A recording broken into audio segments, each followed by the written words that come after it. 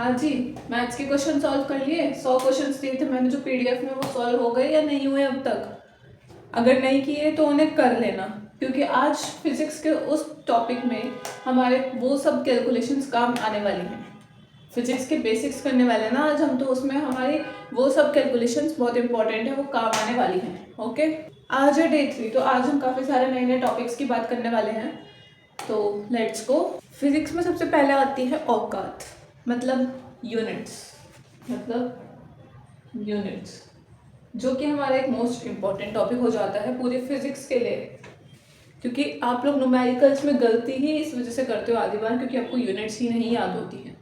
ठीक है, अगर तुम दुकान पर जाकर बोलो भैया मुझे 5 मीटर चीनी दे दो, तो वो तुम्हें पागल समझेगा। क्यों? तुम कभी बोलते हो कि मुझे 5 मीटर चीनी चाहिए? ये तो बोलता है कि हाँ मुझे 5 मीटर कपड़ा चाहिए, ये बोलता है 5 मीटर चीनी चाहिए। नहीं बोलते ना? क्यों नहीं बोलते? क्योंकि हर चीज़ की अपनी पहचान होती है। जो हम किसके थ्रू करते हैं? हम यूनिट्स के थ्रू करते हैं। अब जैसे डिस्टेंस की यूनिट मीटर होती है, टाइम की सेकंड होती है, मास की किलोग्राम होती है, इनको हम क्या बोलते हैं? SI units. एसआई यूनिट्स बहुत इंपॉर्टेंट यूनिट्स होती है, हर जगह इन तीनों के लिए यही यूनिट्स काम ली जाती है। अगर इन तीनों के अलावा इन तीनों को किसी और यूनिट में दिया हुआ है, जैसे डिस्टेंस को मीटर की जगह सेंटीमीटर में लिख दिया, तो आपको उसको कन्वर्ट करना आना चाहिए। अगर आपने यूनिट ही गलत लिख दी तो समझ लो पूरा क्वेश्चन खराब हो गया, पूरे क्वेश्चन पे नंबर गए। डिस्टेंस को हम लेंथ भी बोलते हैं, लेंथ को हम मीटर में नापते हैं, टाइम को सेकेंड्स में और मास को किलोग्राम में। मीटर को हम स्मॉल एम से रिप्रेजेंट करते हैं, सेकेंड को हम स्मॉल एस से करते हैं, और मास को, किलोग्राम को केजी से करते हैं। ठीक है, कन्वर्जन सीखो। क्या होता है कि अगर आपको किलोमीटर पर आवर में से मीटर पर सेकंड में जाना हो, तो आप क्या करते हो? 5/18 की मल्टीप्लाई कर देते हो। मान लो आपको गिवन है 32 किलोमीटर पर आवर, इसको आपको कन्वर्ट करना है मीटर पर सेकंड में, तो क्या करोगे? 32 की मल्टीप्लाई 5/18 में कर दोगे, तो आपको आंसर मिल जाएगा मीटर पर सेकंड में। कितना आएगा? 18 1 18, 32, 36 ले लो कैलकुलेशन इजी करने के लिए। जस्ट 18 2 जो 36 और 5 2 जो 10 मीटर पर सेकंड आया। और सेम इसका उल्टा कर दो, अगर आपको मीटर पर सेकंड से किलोमीटर पर आवर में जाना है, तो क्या करोगे? 18 मल्टीप्लाई कर दोगे 18/5 से, या फिर आप कह सकते हो मीटर पर सेकंड को डिवाइड कर दोगे 5/18 से। बताया था ना कल की क्लास में कि अगर डिवाइड हो तो मल्टीप्लाई करेंगे तो रेसिप्रोकल हो जाता है नेक्स्ट डिजिट का। तो हम यहाँ से कहाँ पहुँच जाएंगे? किलोमीटर पर आवर में। ये तो सबको पता होगा ना कि सेंटीमीटर से मीटर में कैसे जाना है। सेंटीमीटर से मीटर, पहले बताओ मीटर से सेंटीमीटर में कैसे जाना है? मल्टीप्लाई बाय 100 करके। और सेंटीमीटर से मीटर में कैसे जाना है? डिवाइड बाय 100 करके। ये तो सबको पता ही होगा, बहुत बेसिक कन्वर्जन है। तो अभी आपके जो ब्लैंक नोट्स हैं उनमें आपको गिवन है 72 किलोमीटर पर आवर को मीटर पर सेकंड में करो। चलो जल्दी जल्दी वीडियो पॉज करो और इस क्वेश्चन को सॉल्व करो। बिल्कुल ये फर्स्ट वाली ट्रिक लगी, किलोमीटर पर आवर से मीटर पर सेकंड में जाना है। तो देखो 72 किलोमीटर पर आवर से मीटर पर सेकंड में जाना है, तो क्या करेंगे? 72 मल्टीप्लाई 5/18, 18 3, हाँ 18 3 जा, तो ये हो जाएगा 5 3 जा 15 मीटर पर सेकंड। ठीक है, इसके बाद हमारा एक टॉपिक है फिजिकल क्वांटिटीज का। फिजिकल क्वांटिटीज टेढ़ा लिखा जा रहा है भाई, थोड़ा एडजस्ट कर लेना। फिजिकल क्वांटिटीज हमारी दो होती है, एक स्केलर और एक वेक्टर। स्केलर और वेक्टर, स्केलर क्वांटिटीज में हमारे सिर्फ मैग्नीट्यूड इंक्लूड होता है। मैग्नीट्यूड मतलब कि बताती हूँ, एक मिनट पहले लिख लें। और वेक्टर में होता है मैग्नीट्यूड प्लस डायरेक्शन। सिर्फ इनमें इन्हीं दो चीजों का फर्क होता है। स्केलर नॉर्मल मैग्नीट्यूड यानी हमारे जो कॉन्स्टेंट्स होते हैं। कॉन्स्टेंट्स कल पढ़ाए थे मैथ्स की क्लास में, कॉन्स्टेंट्स क्या होता है और वेरिएबल्स क्या होते हैं। अब जैसे स्केलर 5 + 2 कितना होगा? 7। ठीक है, वेक्टर में हमें डायरेक्शन में इंक्लूड करनी पड़ती है कि अगर ये 5 किलोमीटर पर आवर से जा रहा है तो कौन सी डायरेक्शन में जा रहा है। East west north south north east north west north वगैरह वगैरह इतनी सारी डायरेक्शन होती हैं, तो ये कौन सी डायरेक्शन में जा रहा है, ठीक है। तो अभी इसको हम कैसे लिखते हैं, जैसे 5i plus 3j plus 7k। ये क्या लिखा, ijk। देखो आई, ये हमारा एक ग्राफ, ये तो हमने सीखा ही है, ये एक्स एक्सिस, ये वाई एक्सिस, और ये होती है हमारी जेड एक्सिस, ठीक है। ये जो एक्स एक्सिस होती है इसको हम आई कैप से रिप्रेजेंट करते हैं, यानी कि जो 5 है वो कहीं एक्स एक्सिस के आसपास होगा। ये जे को हम वाई एक्सिस से रिप्रेजेंट करते हैं और के को हम जेड एक्सिस से रिप्रेजेंट करते हैं, ठीक है। तो वो कुछ इस तरीके से इस वाले पर्टिकुलर डायरेक्शन में मूव किया होगा, ठीक है। अब इसमें मैग्नीट्यूड क्या है, 5, 3 और 7 हमारे क्या है, मैग्नीट्यूड है, और आई कैप, जे कैप और के कैप हमारे क्या है, डायरेक्शंस हैं। बस इतना ही डिफरेंस है। हमारा एक टॉपिक कंप्लीट होता है, उसके बाद मैंने आपको कुछ क्वेश्चंस दिए हुए हैं।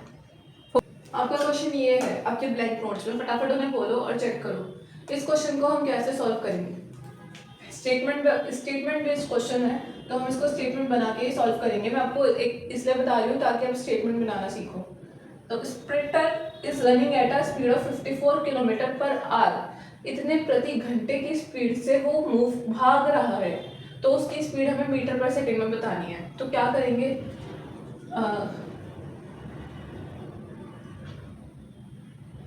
To convert kilometer per hour in meter per second, we have to multiply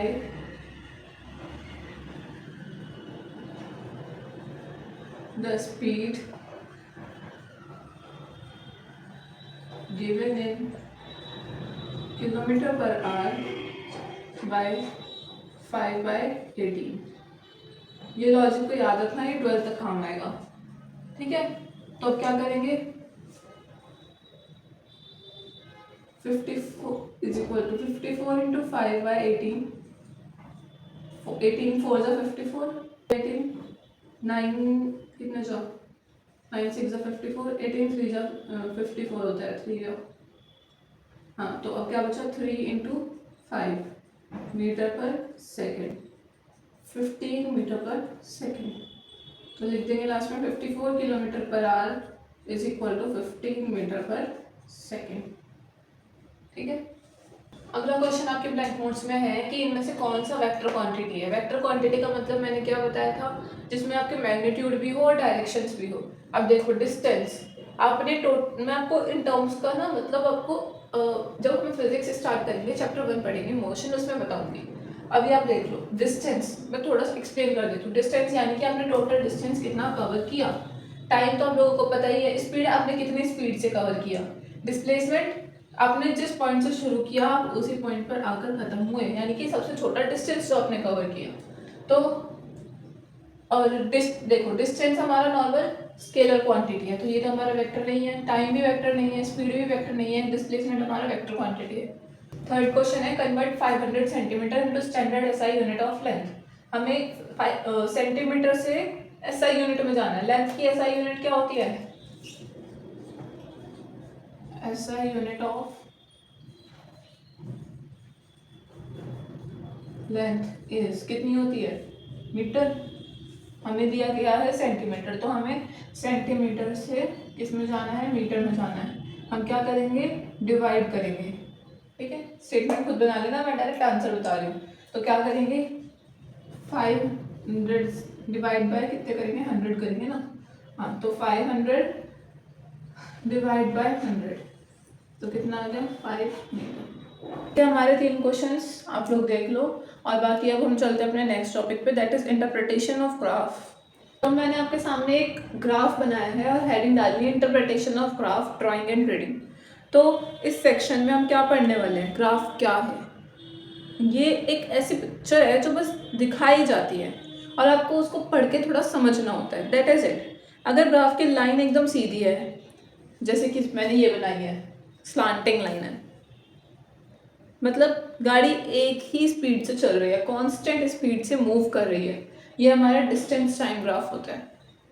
यानी कि हमारा जो डिस्टेंस टाइम ग्राफ हमें स्पीड देता है, ये हम नेक्स्ट वीडियो में पढ़ेंगे डिटेल में जब हम फिजिक्स का चैप्टर 1 पढ़ रहे होंगे। तो डिस्टेंस टाइम ग्राफ हमें स्पीड देता है। अभी जो ये है स्पीड, वो क्या रिप्रेजेंट कर रही है, यानी कि डिस्टेंस और टाइम ग्राफ से हमारी ये पता चल रहा है कि स्पीड कॉन्स्टेंटली मूव कर रही है, ना तो वो बढ़ रही है और ना ही घट रही है। जितना टाइम इधर ले रही थी उतना टाइम इधर ले रही है मीटर पर सेकेंड में। ठीक है, अगर लाइन हो गई फ्लैट, यानी कि अगर वो चलती चलती लाइन ऐसे हो गई फ्लैट, ये तो थोड़ी ऐसे फ्लैट हो गई, थोड़ी उबड़ खाबड़ से बनी है, समझ लो कि फ्लैट लाइन हो गई, तो उसका मतलब क्या है कि वो रुक गई है, स्टॉप हो चुकी है। यानी कि गाड़ी कांस्टेंट स्पीड से चल रही थी, फिर चलते चलते वो स्टॉप हो गई। ये हमें क्या रिप्रेजेंट करता है कि स्पीड 0 हो गई है। ग्राफ का टॉपिक इतना ही है, ग्राफ पढ़ना सीख लो, आपके आधे चैप्टर सॉल्व हो जाएगा। अब देखो X axis versus Y axis, X axis versus Y axis, इसमें क्या होता है, इसमें ये बताओ कि कौन सी चीज़ कहाँ पे आएगी। एक तो टाइम, टाइम हमेशा ध्यान रखना कि वो एक्स एक्सिस पे ही आएगा। अब चाहे तुम एक्स एक्सिस को वहाँ कर दो और वाई एक्सिस को यहाँ कर दो, तो टाइम हमेशा एक्स एक्सिस पे ही लाई करेगा। उसके बाद स्लोप का मतलब, अगर लाइन ऊपर जा रही है, मैंने बताया जैसे अगर लाइन ऊपर ऐसे जा रही है स्लांट होके, तो स्पीड बढ़ रही है, यानी कांस्टेंट स्पीड से चल रहा है। अगर लाइन स्ट्रेट हो गई तो मतलब वो गाड़ी रुक गई। अब देखो आपके उसमें तीन चार क्वेश्चंस दिए हुए हैं, upward line, straight line, flat line. Upward line यानी कि ऐसे बढ़ती हुई लाइन, तो इसका मतलब क्या है कि वो स्पीड बढ़ रही है। देखो इस तरीके से आपको तीनों चीज दी हुई होंगी, तो अपवर्ड लाइन का मतलब क्या है कि स्पीड बढ़ रही है, स्पीड इज इंक्रीज्ड या इंक्रीजिंग। स्ट्रेट लाइन का मतलब कांस्टेंट स्पीड,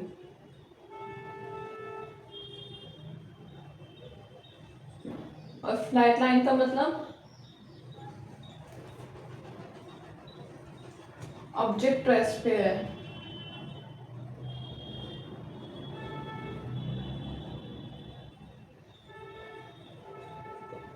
ठीक है, उसके बाद आपको गिवन है कि आप स्लोप का फॉर्मूला लिखो।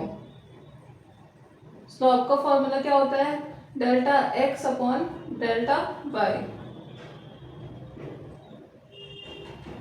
डेल्टा एक्स मतलब change in x axis, change in x upon change in Y.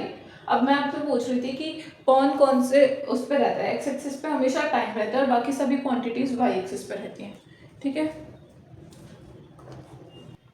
उसके बाद मैंने आपको एक क्वेश्चन दिया हुआ है कि एक टेबल बनाओ, एक्स एक्सिस पे टाइम लिखो, वाई एक्सिस पे डिस्टेंस लिखो, कुछ पॉइंट्स प्लॉट करो, लाइन जॉइन करो और पता करो कि वो कौन सा ग्राफ है, कैसा ग्राफ है। ठीक है, उसके बाद आपको कुछ क्वेश्चंस दिए हुए हैं। In a distance time graph if the line is straight horizontal line यानी पैरेलल टू एक्स एक्सिस, यानी कि अगर डिस्टेंस टाइम ग्राफ में इस तरीके से एक्स एक्सिस के पैरेलल है लाइन, तो वो आपको क्या बताती है कि ऑब्जेक्ट रेस्ट पर है। ठीक है, क्वेश्चन नंबर 4 का आंसर ये है। उसके बाद हम चलते हैं क्वेश्चन नंबर 5 पे। Between a steep line and a flat line on a distance time graph which one represent higher speed. Steep line का मतलब ये और फ्लैट लाइन का मतलब ये। स्टीप लाइन, तो स्टीप लाइन ही स्पीड बता रही है कि हाँ मोशन में है, ये तो ये कह रही है ना कि ऑब्जेक्ट रेस्ट में है। इसका जो नेक्स्ट क्वेश्चन है वो है कि why time is always on X axis. तो मैं इसका एक बहुत अच्छा सा आंसर देती हूँ। ये हमारा ग्राफ है, ठीक है, ये हमारी है एक्स एक्सिस, ये हमारी है वाई एक्सिस। अब ये जो एक्स एक्सिस है ये अपने इस तरफ बढ़ती जा रही है, यानी कि ये किसी के ऊपर डिपेंड नहीं करती है, यानी कि ये इंडिपेंडेंट है।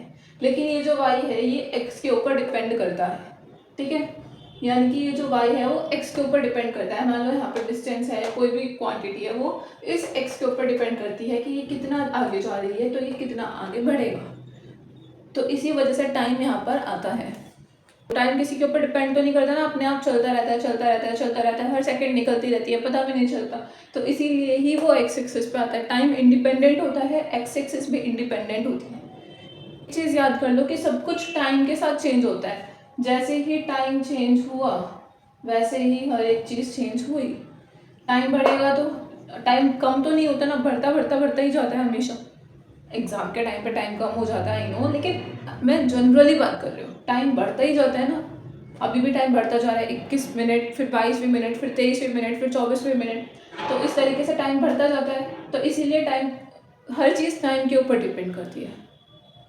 अभी हमारा सेकेंड टॉपिक भी कंप्लीट हो गया है। अब हम चलते हैं थर्ड टॉपिक पे। थर्ड टॉपिक है हमारा अंडरस्टैंडिंग नेट फोर्स, यानी कि नेट फोर्स को समझना। Force and law of motion, यानी कि आपका सेकेंड चैप्टर को स्टार्ट करने से पहले आपको ये पता होना चाहिए कि फोर्स टीम में कैसे काम करता है। किसमें? टीम में। फोर्स भी टीम में काम करता है, हाँ, क्यों नहीं करता। आपके नोट्स देखो, आपको वहाँ पे एक डायरेक्शनल लॉजिक लिखा होगा, ठीक है। डायरेक्शनल लॉजिक क्या कहता है, अगर दो लोग एक ही तरफ से धक्का दे रहे हैं तो वो फोर्स ऐड होगा। मान लो ये एक बॉक्स है, ये जो बॉक्स है, अगर मैं इस पर इधर से फोर्स लगाऊं और तुम में से कोई एक बच्चा उठ के भी इधर से फोर्स लगाए, तो क्या होगा, तो ये टोटल फोर्स ऐड होगी, ये पार्टिकल आगे मूव करेगा। मान लो मैंने लगाया 5 न्यूटन का फोर्स और आपने लगाया 2 न्यूटन का फोर्स, तो ये दोनों फोर्स ऐड होके 7 न्यूटन हो गई। 7 न्यूटन होते ही इस पे आगे फोर्स लग गया। लेकिन केस 2 क्या मानते हैं कि मैं इधर से 5 न्यूटन का फोर्स लगा रही हूँ, आप इधर से 5 न्यूटन का फोर्स लगा रहे हो, ऐड हुई है? नहीं हो सकती ना, कि इधर से भी 5 न्यूटन लग रहा है, इधर से भी 5 न्यूटन लग रहा है, इधर से भी धक्का मार रहा है, इधर से भी धक्का मार रहा है, यानी कि इधर से भी सेम फोर्स आ रहा है, इधर से भी सेम फोर्स आ रहा है। तो क्या होगा, ये दोनों आपस में सब्ट्रैक्ट हो जाएंगी। 5 न्यूटन माइनस 5 न्यूटन यानी कि 0 न्यूटन, यानी कि ये मूव ही नहीं करेगा, ये यहीं पे पड़ा रह जाएगा। थर्ड लॉजिक मान लो, इधर से मैं 5 न्यूटन का फोर्स लगा रही हूँ, इधर से आप 2 न्यूटन का फोर्स लगा रहे हो। मैं इधर से ज़्यादा फोर्स लगा रही हूँ, उधर से कम फोर्स लगा रहे हो, तो क्या होगा, ये भी माइनस तो होंगे ही ना। तो 5 न्यूटन माइनस 2 न्यूटन कितना हो गया, 3 न्यूटन। ये वाला बॉक्स मूव तो करेगा, लेकिन मेरी वाली साइड से मूव करेगा, आगे मूव करेगा, आपकी साइड से नहीं करेगा। आप उसके साथ और पीछे हो जाओगे, क्यों? क्योंकि आप कम फोर्स लगा रहे हो, ठीक है।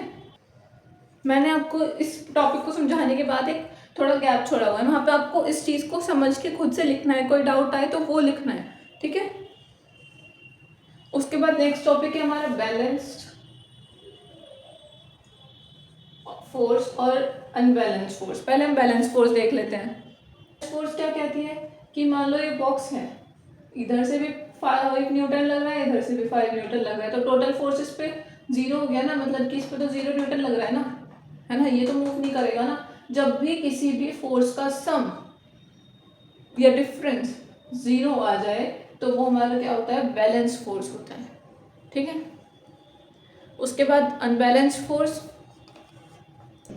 अनबैलेंस फोर्स क्या होता है, जब 0 ना हो, यानी कि ये वाला बॉक्स है, ये इधर से 5 लग रहा है, इधर से 2 लग रहा है, जब यहाँ पर फोर्स 0 ना हो, जब ये बॉक्स कुछ भी मोशन करे, 1 न्यूटन 2 न्यूटन कुछ भी मोशन करे, तो क्या होगा, वहाँ पर अनबैलेंस फोर्स होगी। जब फोर्स 0 हो जाए तो बैलेंस फोर्स, जब फोर्स 0 ना हो तो अनबैलेंस फोर्स। उसके बाद आपके कुछ क्वेश्चंस हैं। एक wooden block is pulled bye Rohan with 25 Newton force toward the east and by Amit with 10 Newton force toward the west. What is the net force and its direction? देखो question क्या बोल रहा है कि ये आपके पास एक बॉक्स है, ईस्ट की साइड, ये इधर ईस्ट है, इधर वेस्ट है। ईस्ट की साइड रोहन जो है वो 25 न्यूटन का फोर्स लगा रहा है, और इधर की साइड अमित जो है वो 10 न्यूटन का फोर्स लगा रहा है। तो हमें टोटल नेट फोर्स बताना है कितना होगा, है ना, और कौन सी डायरेक्शन में होगा। अब देखो इसको, ये बड़ा है ये छोटा है, यानी कि अनबैलेंस फोर्स है। अनबैलेंस फोर्स है तो मतलब 25 माइनस 10 हो जाएगा, कितना बचेगा, 15 न्यूटन। अब जो ये 15 न्यूटन है ये कौन सी डायरेक्शन में मूव करेगा, जो ज़्यादा फोर्स लगा रहा है उससे अपोजिट डायरेक्शन में मूव करेगा, यानी कि ईस्ट की साइड मूव करेगा, ठीक है। अब इसको लैंग्वेज बना के लिख लेना खुद से। नेक्स्ट क्वेश्चन है, if the net force acting on a stationary object is 0, will the chair move? Why or why not? आपसे पूछा है कि अगर एक चेयर पे नेट फोर्स जो है वो 0 हो गया तो क्या वो मूव करेगा। अगर फोर्स 0 हो गया तो मतलब वो बैलेंस फोर्स है, तो ऑब्जेक्ट मूव नहीं करेगा। क्यों? क्योंकि वो बैलेंस फोर्स है। ठीक है, बैलेंस फोर्स को डिफाइन करना है रियल लाइफ एग्जांपल के साथ। कर लोगे? रियल लाइफ एग्जांपल क्या होगा? वही, यही देख लो कि चेयर मूव कर रहे हो, दोनों साइड से चेयर पे धक्का मार रहे हो और वो नहीं हो पा रही है, इक्वल फोर्स लगा रहे हो तो वो उसका फोर्स 0 हो जा रहा है, तो वो बैलेंस फोर्स हो गया। उसके बाद हम चलते हैं अपने लास्ट टॉपिक पे। अपना नेक्स्ट टॉपिक है मोशन वर्सेस इनर्शिया, जो हमारे क्लास का आज का लास्ट टॉपिक है।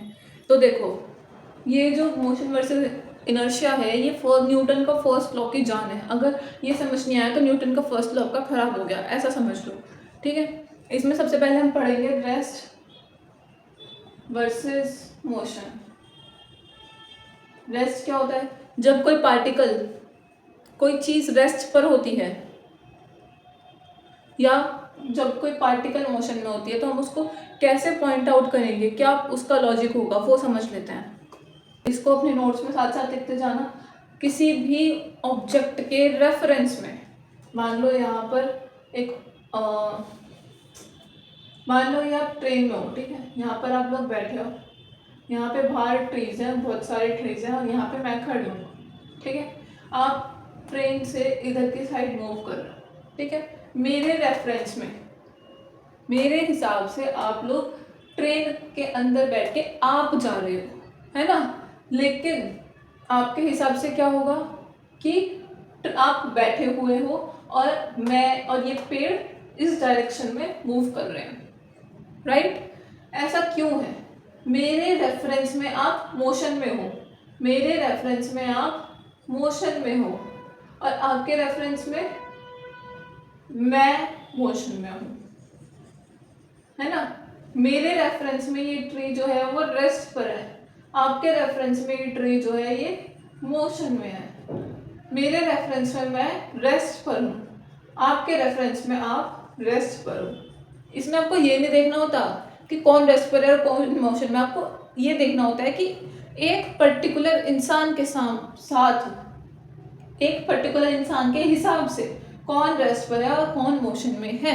अब आपको क्वेश्चन में गिवन होगा, ठीक है। उसके बाद नेक्स्ट चीज़ है हमारी इनर्शिया। हर ऑब्जेक्ट की फितरत है कि वो बदलाव नहीं पसंद करता, मतलब उसको लगता है कि मुझे चेंज नहीं होना, मैं जिस स्टेट में हूँ उसी स्टेट में रहूँ, उसका चेंज नहीं होना होता उसको। लेकिन अच्छा, हम एग्जांपल देखते हैं। अगर आप बस में बैठे हुए हो या ट्रेन में बैठे हुए हो, जैसे ही बस या ट्रेन रुकती है तो आपकी बॉडी जो, मान लो ये आप ट्रेन में बैठे हुए हो, ठीक है, ये आप ट्रेन में ऐसे बैठे हुए हो। अब जैसे ही ट्रेन रुकेगी तो क्या होगा आपके साथ? आप ऐसे बेंड हो जाओगे, है ना, ऐसे बेंड हो जाते हो। क्यों? क्योंकि ये वाला पार्ट जो है आपका इनर्शिया में था, और जैसे ही बस या ट्रेन रुकी, आपकी वो बॉडी का पार्ट आगे बेंड हुआ। ऐसा क्यों हुआ? क्योंकि हमारी बॉडी रेस्ट में रहना चाहती है लेकिन वो मोशन में आ गई। इसी चीज़ को हम क्या बोलते हैं? इनर्शिया बोलते हैं। अगर आप पहले से ही माइंडसेट बना के चलो कि हाँ मेरी बॉडी ऐसे ऐसे मूव होगी, तो वहाँ पर भी तब भी इनर्शिया लगेगा, क्योंकि आप उस मोमेंट पे पहुँचने तक आप उस चीज़ को भूल जाओगे, वो आपके साथ ऑटोमेटिकली होगा। अच्छा, एक जो मैंने आपको क्वेश्चन नंबर 10 दिया हुआ है ना कि when a hanging carpet is beaten with a stick, dust particles start falling out, which type of inertia is responsible for this? इस क्वेश्चन को आप छोड़ सकते हो, इस क्वेश्चन को हम चैप्टर नंबर 2 में डिस्कस करेंगे, क्योंकि मैंने अभी आपको यहाँ पे इतना डिटेल नहीं समझाया है, वो सिर्फ मैं आपको चैप्टर 2 में समझाऊंगी कि इनर्शिया के भी टाइप्स कितने होते हैं वगैरह वगैरह। यहाँ पे मैंने आपको एक छोटा सा हिंट दिया है कि हाँ इनर्शिया में ऐसा ऐसा होता है। उसके बाद why do passenger fall forward when a fast moving bus breaks suddenly? क्यों? क्योंकि हमारी बॉडी रेस्ट में रहना चाहती है और वो एकदम से ब्रेक लगता है तो बॉडी आगे मूव कर जाती है। Which has more inertia, 5 kg ball और 5 kg फुटबॉल? इसको आप खुद से करना, मैं नहीं बता रही हूँ। इसका सॉल्यूशन वगैरह आपको सब टेलीग्राम पे मिल जाएगा। आज या कल तक मैं आप इसका सॉल्यूशन सबको अपलोड कर दूँगी टेलीग्राम पे। चैनल का लिंक आपको डिस्क्रिप्शन बॉक्स में मिल जाएगा और चैनल के बायो में भी मिल जाएगा, फटाफट जाके ज्वाइन कर लो, ठीक है। और इसके कुछ क्वेश्चंस, यानी वही जैसे मैथ्स के मैंने 100 क्वेश्चंस दिए हैं, वैसे ही इसके 100 क्वेश्चंस मैं आप लोगों को टेलीग्राम पे देने वाली हूँ, फटाफट से ज्वाइन कर लो, ठीक है। तो फ्रेंड्स, फिजिक्स का असली पोस्टमार्टम, आज हमने यूनिट्स की औकात देखी, ग्राफ की स्टोरी पढ़ी और आलस यानी इनर्शिया, इनर्शिया मतलब आलस का लॉजिक हमने समझा। अब फिजिक्स का डर नहीं है, मज़े का नाम है। तो अभी डिस्क्रिप्शन खोलो डे 2 का, जिसमें हमने मैथ्स के बेसिक किए थे, बिग 4 किए थे, वो वाला डिस्क्रिप्शन खोलो फटाफट से, वहाँ से PDF डाउनलोड करो आज की, और जो भी इसमें क्वेश्चंस हैं उनको सॉल्व करो। सॉल्व किए बिना सोना मत। अगर कोई डाउट है तो कमेंट में लिख दो, और टेलीग्राम फैमिली को ज्वाइन करो। वहाँ मैं आप लोगों के लिए कुछ बहुत सारे क्वेश्चंस डालने वाली हूँ, वो जाके चेक करो। कल मिलेंगे डे 4 में, जहाँ केमिस्ट्री का फाइनल राउंड होगा। वीडियो पसंद आई है तो लाइक कर दो, और अपने असली दोस्तों को टैग करो कमेंट्स में। तब तक के लिए पढ़ते रहो, मचाते रहो। Bye bye.